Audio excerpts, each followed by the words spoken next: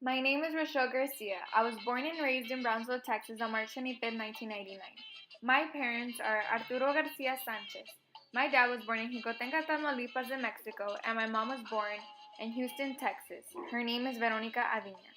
They met at one of my mom's family parties in Matamoros at the ages of 17 and 18 in the year 1991. My mom had moved down to Brownsville with my grandparents, and my dad had been living in Matamoros.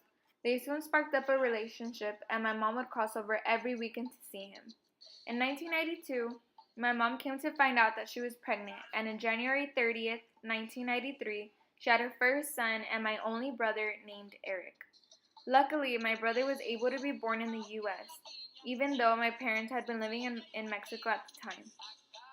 For the first 6 months of my brother's life, he would be living in Matamoros. Then in June of the same year, my parents decided to move to Houston in order for my dad to find a better job, which meant my dad had to use his border crossing card that was issued for a tourist to be eligible to stay for 2 weeks, but my dad had overstayed, which now made him an illegal.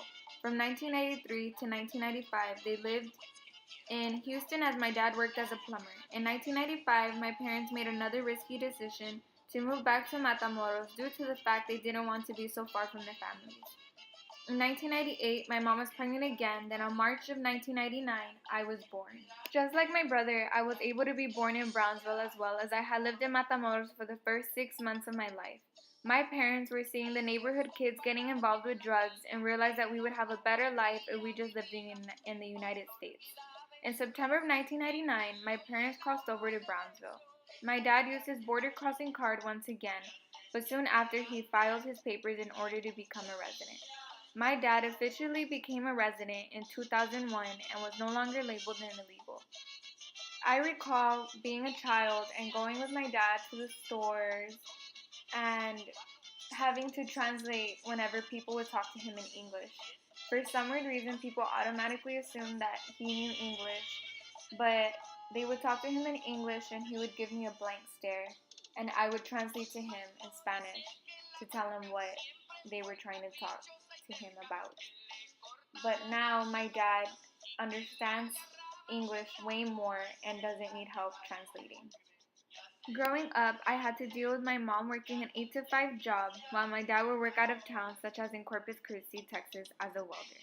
I would then be taken care of by my grandparents until my mom would get out from work. I would like to consider my grandma as my second mom, as she's the main person who raised me. I wouldn't be the person I am today without her. For years, it was the same routine of being with my grandparents all the time, seeing my mom only till after 5 p.m., and my dad strictly on the weekends. If it weren't for my parents deciding to move here, I don't know where I would be today, and thanks to my grandmother and my grandfather for teaching me what it is to be a Mexican and teaching me all there is about the Mexican food and the culture, and for letting me embrace being a Latina.